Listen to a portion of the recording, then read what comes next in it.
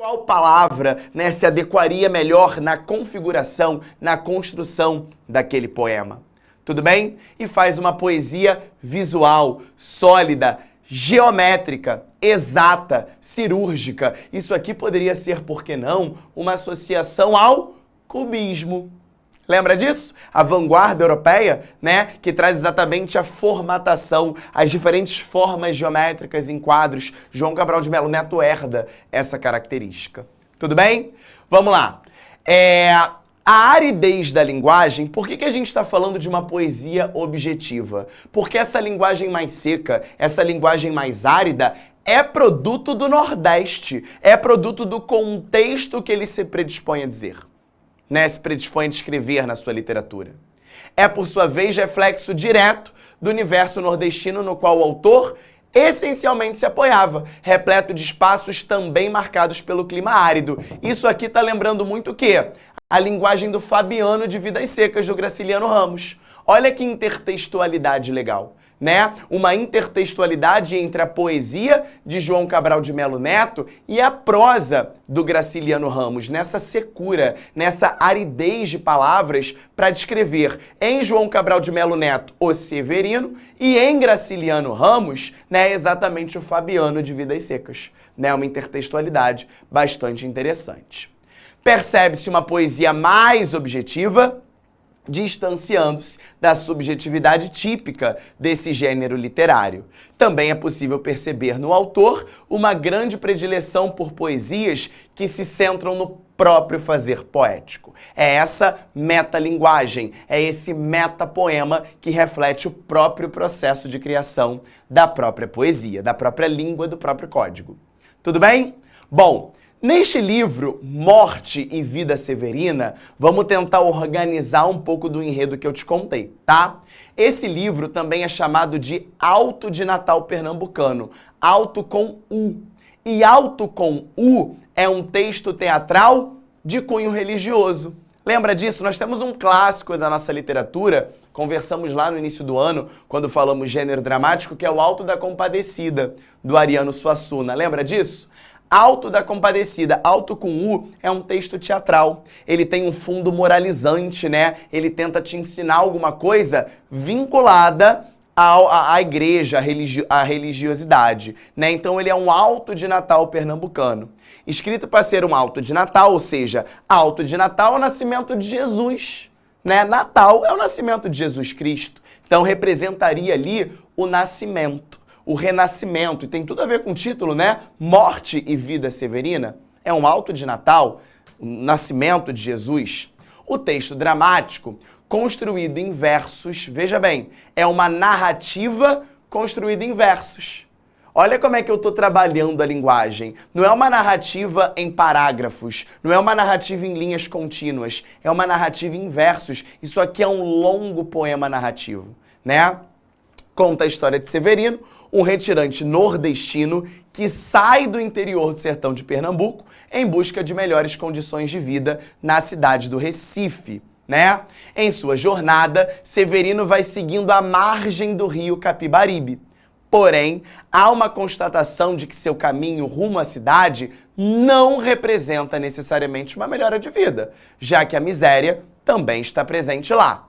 Assim, o protagonista começa a questionar se vale a pena mesmo continuar vivo. Há um trecho, e talvez o trecho mais delicado dessa obra, em que há exatamente uma alusão ao suicídio. Tema vinculado à redação de 2020, né? As doenças mentais, o estigma associado a doenças mentais. E uma linda redação nota 1000 do Enem 2020 usou exatamente o Severino, né, de João Cabral de Melo Neto, para fazer alusão a um suicídio, que seria uma consequência drástica, né, de uma doença mental. Beleza? Olha como a literatura está sempre conectada, está sempre articulada, né, à sua redação nota 1000. No entanto, o nascimento do filho de um carpinteiro, olha aqui a entrada do Auto de Natal, né? É exatamente o nascimento de um filho de carpinteiro que o Severino vai presenciar, né, ao longo de sua trajetória, ao longo de sua jornada no Rio, que vai fazer com que ele desista do suicídio e vai fazer com que ele olhe para a vida de uma outra forma. O nascimento aqui está representando a esperança, né? Exatamente uma esperança em dias melhores, a esperança que é presente, né, na figura do sertanejo, na figura do nordestino. O fato de se tratar de um auto de Natal deixa bastante evidente a relação que é feita pelo autor entre o nascimento dessa criança, né, o filho do carpinteiro, que seria ali uma analogia ao nascimento de Cristo. E aí vem a ideia da morte primeiro e depois a vida. Exatamente uma tentativa de esperança, né? A galera tá vibrando aí, é realmente um livro lindo, né? A Kira tá dizendo aí, é um livro lindo. É um livro clássico da nossa literatura que você lê rapidinho, tá? Porque é em forma de poema. São versos que rimam, são versos lindos, né? Que vão contando essa história. Não deixa de assistir não essa animação. Eu acho que você vai curtir muito, tá? É um repertório para sua vida. Você vai ouvir este longo poema narrativo, é exatamente a história que está sendo aqui contada em forma de animação. Vale muito a pena, tá bom? Tem no YouTube, grátis, você pode assistir. É um repertório sociocultural lindíssimo aí para tua vida. Tá legal? Segunda tendência da aula de hoje, galera. Agora, obviamente, não é apenas um escritor, tá? É uma tendência que a gente vai chamar de concretismo. Galera, concretismo, essa palavra lembra de concreto. Não parece concreto? Galera, o concretismo nada mais é do que uma abolição do verso tradicional na poesia. O que é o verso tradicional na poesia? Um poema escrito em versos e estrofes. Lembra aí que verso é cada linha do poema e a estrofe é um conjunto de versos. Agora no concretismo, veja, o poema é um bloco de concreto. O poema é exatamente feito, ó, por uma imagem. Isso aqui é herança direta também do cubismo de Pablo Picasso, né? Eu tenho lá a imagem geométrica vinculada à poesia. Então, olha, o que está escrito aqui? Lixo. Isso aqui é um poema concretista. E se a gente for olhar para cada palavra que compõe o termo lixo, você tem o termo luxo. Olha a polarização aqui que a gente tem. Lembra do contexto de oposição da Guerra Fria? Olha isso sendo refletido neste poema concretista. Lixo e luxo. Dois opostos que acabam se convergindo dentro dessa poesia. Outro bastante interessante. Beba Coca-Cola. Coca-Cola, símbolo do capitalismo, tá, bebê? Não tá aqui à toa, não. Babe cola. Beba Coca. Babe Coca-Cola. Caco.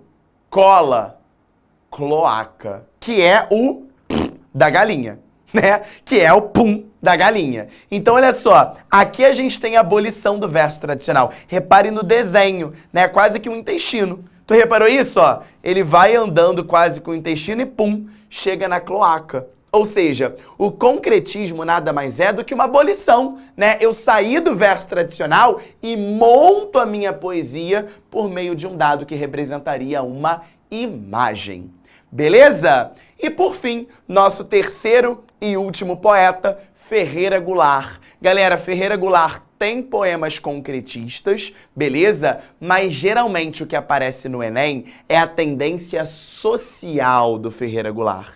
Tá legal? O Ferreira Goulart, dentro dessa polarização de capitalismo com socialismo, ele está muito mais associado a tendências socialistas. Tudo bem? E a poesia do Ferreira Goulart vai ser exatamente centrada na denúncia dos problemas sociais brasileiros, nas desigualdades sociais que perpassamos aqui no Brasil.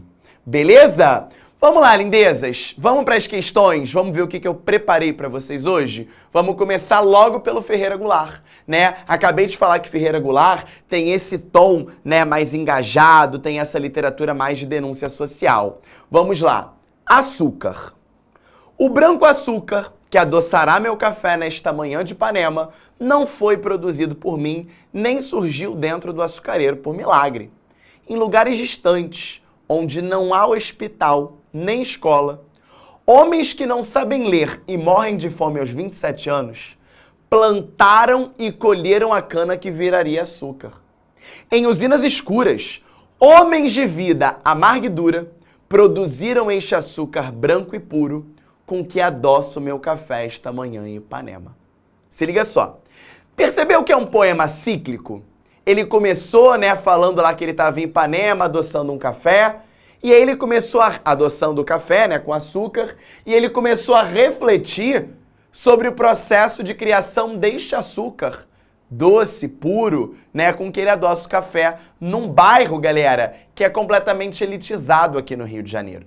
Então esse poema, ele marca bastante a questão da desigualdade social. Ipanema e uma usina de café, em que homens de vida amarga e dura estão morrendo, não tem hospital, não tem escola, estão sendo explorados.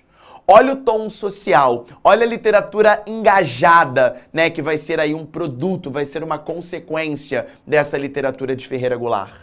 Olha o que a questão diz. A literatura brasileira desempenha papel importante ao suscitar reflexão sobre desigualdades sociais. No fragmento, essa reflexão ocorre porque o eu lírico, letra A, descreve as propriedades do açúcar. Letra B, se revela mero consumidor de açúcar. Letra C, destaca o modo de produção do açúcar. Letra D, exalta o trabalho dos cortadores de cana. Ou letra E, explicita a exploração dos trabalhadores. Galera, se eu olho para o enunciado, olha só, a literatura brasileira desempenha papel importante ao suscitar, olha isso aqui, ó, reflexão sobre desigualdades sociais. Olha para as opções. Qual é a única que eu tenho reflexão sobre desigualdade social? Só pode ser a letra E. Explicita a exploração desses trabalhadores. Tudo bem? Agora eu não posso terminar essa aula sem te mostrar a segunda questão. Porque a segunda questão é um trecho do João Cabral de Melo Neto, justamente com um trecho de Morte e Vida Severina. Se liga, aquela questão que tem, tu já percebeu aqui, né? Texto 1 sendo comparado ao texto 2. E esse aqui, gente, é o início do Morte e Vida Severina, em que o Severino vai se apresentar. Olha o que ele diz. O meu nome é Severino, não tenho outro de Piá ou de Pia. Como há muitos Severinos, que é santo de Romaria, devem então me chamar de Severino de Maria. Como há muitos Severinos, com mães chamadas Maria, fiquei sendo da Maria. O que ele está dizendo pra gente? Que o nome dele é Severino. Mas Severino, gente, é o nome de muitos nordestinos. Não é um nome que individualiza um ser. Severino é um nome popular no Nordeste. E aí, ele se diz que ele é um Severino da Maria. Quem é Maria? A mãe dele. Só que, pô, Maria também é um nome super popular. Então, Maria, ser o Severino da Maria, até agora ele não está me dizendo absolutamente nada. Por quê? Severino da Maria no Nordeste tem um monte. Isso mostra que ele vai ser um personagem alegórico. O que acontece com ele vai acontecer com muitos outros. Beleza? Do finado Zacarias. Mas isso ainda diz pouco. Há muitos na freguesia, ou seja, iguais a mim há vários, né? Por causa de um coronel que se chamou Zacarias e que foi o mais antigo senhor dessa sesmaria, dessa terra. Como então dizer quem fala, ora, a vossas senhorias? Ou seja, o que a gente percebe aqui nesse início de poema, nesse início de obra de João Cabral de Melo Neto, é uma certa dificuldade, né, do Severino em se apresentar. É uma dificuldade do Severino em se identificar. E ó, isso me lembra o tema de redação do Enem de 2021. Tu lembra dele? Invisibilidade e registro civil. Caraca, moleque, olha como é... Caraca, moleque foi hétero de novo demais, né? Olha como é que ele... Eu tô muito... Gerson, pelo amor de Deus, Gerson. Olha como é que a literatura tá presente na redação. Isso aqui é o tema de 2021 todo. Invisibilidade e registro civil, né? O problema de você assegurar a cidadania pro Severino. Porque quem é esse Severino? Qual é a identidade desse Severino? Ele é o filho da Maria, assim como ele há vários. Olha que lindo, né, pro seu tema de redação. Vamos lá, texto 2. João Cabral, que já emprestara sua voz ao Rio, transfere-a aqui ao retirante Severino, que como Capibaribe, né, o Rio, também segue o caminho do Recife. A autoapresentação, ou seja, como ele se apresenta, né, do personagem, na fala inicial do texto, nos mostra um Severino que, quanto mais se define, menos se individualiza. Olha que interessante. Quanto ele mais tenta se definir, quanto ele mais tenta se apresentar, menos individual ele é. Porque ele cada vez se parece mais com tantos outros severinos, com tantos outros nordestinos. Pois seus traços biográficos são sempre partilhados por outros homens. Isso aqui é exatamente a ideia da alegoria, desse personagem alegórico. Ele não está representando um indivíduo, e sim um grupo social. Um grupo de retirantes, um grupo de nordestinos. Bora para a questão. Com base no trecho de Morte e Vida Severina, texto 1, e na análise crítica, texto 2, observa-se que a relação entre o texto poético e o contexto social a que ele faz referência aponta para um problema social expresso literariamente pela pergunta: como então dizer quem fala, ora vossas senhorias? Ou seja, como que eu vou me apresentar? Como que eu vou dizer quem eu sou se eu sou igual a tantos outros? Eu não tenho identidade. Eu não consigo revelar numa autoapresentação quem sou eu. Porque igual a mim há vários. Nós não temos importância, nós não temos documento, nós somos invisíveis tanto para o Estado quanto para a sociedade. Olha a crítica social aí. A resposta à pergunta expressa no poema é dada por meio da letra A. Descrição minuciosa dos traços biográficos do personagem narrador. Minuciosa, ele só falou que ele é o Severino da Maria. O que é minuciosa? Detalhada. Não é isso aqui, ó? Minuciosa seria detalhada, não pode ser? Letra B. Construção da figura do retirante nordestino como um homem resignado com a sua situação. Será que, de fato, ele está consciente desse processo? Ele é ingênuo. Pô, eu sou o Severino da Maria, que nasceu ali, só que na mesma freguesia tem vários. Ele não está conformado com a situação dele porque ele é ingênuo, né? Ele não está entendendo que ele está se não individualizando, e sim generalizando. Letra C. Representação na figura do personagem narrador de outros severinos que compartilham sua condição. Tem cara de ser a letra C, né? Morte e Vida Severina é a representação de vários severinos. Tem tudo para ser a letra C. D de dado. Apresentação do personagem narrador com uma projeção do próprio poeta em sua crise existencial, viajou? E é descrição de Severino, que apesar de humilde, orgulha-se de ser descendente de forma alguma. Ele não tem nem a consciência de ter orgulho disso, né? Ele está exatamente ali seguindo o fluxo, né? Sou Severino, minha mãe é a Maria, e ele vai, né, tentando se auto-apresentar. Gabarito, portanto, letra C de casa. Beleza? Galera, já está pedindo mapa mental. Vou finalizar a aula, evidentemente, com ele, meu diretor. Vamos vir para cá? Olha aí que maravilha. Já dá seu print, que já já eu apareço de novo. Dá seu printzaço e, ó, compartilha comigo o seu mapa mental da aula de hoje que tá babado, tá? Terceira fase do modernismo. Hoje é poesia, bebê. Semana que vem é prosa. Vai ter mais, hein? Semana que vem é a prosa dessa terceira fase. Localiza pra mim lá em cima a data, 1945 a 60. Lembrando que essa terceira fase pode ser chamada de geração de 45 ou pós-modernismo. Beleza? Bom, vamos lá. O que eu quero em João Cabral de Melo Neto? Nome da obra, Morte e Vida Severina. Esse jogo, né, entre termos, esse jogo linguístico entre morte, antecipando a vida, né, sendo um alto de Natal pernambucano, sendo um texto dramático, alto com U, né, é um texto moralizante, ele passa um ensinamento e, evidentemente, Severino segue o rio, né, segue o curso do rio Capibaribe e conforme ele vai chegando à Zona da Mata, ele vai encontrando vida. Lembrando que a poesia genérica, né, de João Cabral de Melo Neto é uma poesia objetiva, é uma poesia mais cerebral, daí a alcunha de poeta engenheiro, né, existe uma rigidez, uma aridez na linguagem e uma reflexão sobre a própria poesia, daí a metalinguagem em metapoemas. Concretismo é a abolição do verso tradicional, uma influência do cubismo na nossa literatura. Eu vejo o poema com um formato, um desenho, e não mais com versos e estrofes. E por fim, Ferreira Goulart é exatamente a nossa literatura mais engajada, vinculando o Brasil a desigualdades sociais. Por este mapa mental, eu observo, primeiro, que tudo da aula foi contemplado e, segundo, que eu sou um anão de jardim, né? Olha o meu tamanho, ali na outra câmera eu tava pleno, porque me enquadraram. Agora olha que ridículo, eu sequer chego ali ao final do quadro. E com essa imagem, né, da minha baixa estatura, eu me despeço de vocês nessa quinta-feira maravilhosa, né? Fluminense já tomou algum gol? Não é importante, né? Não é importante. Lindezas, estamos juntos. Diego do Trap ali, já pegou. Osmar já me chama de Diego do Trap. Vamos ver. Anão de Jardim eu não quero não, Luana. Esquece o Anão de Jardim. Vocês já me arrasam muito, tá? Lindezas, beijaço. Semana que vem tem prosa da terceira fase. Estamos juntos. Nada é tão nosso quanto os nossos sonhos. Vamos ver a vida intensamente. Beijo, tchau, tchau, lindos.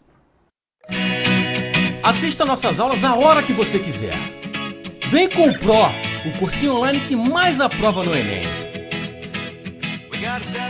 Assine em proenem.com.br.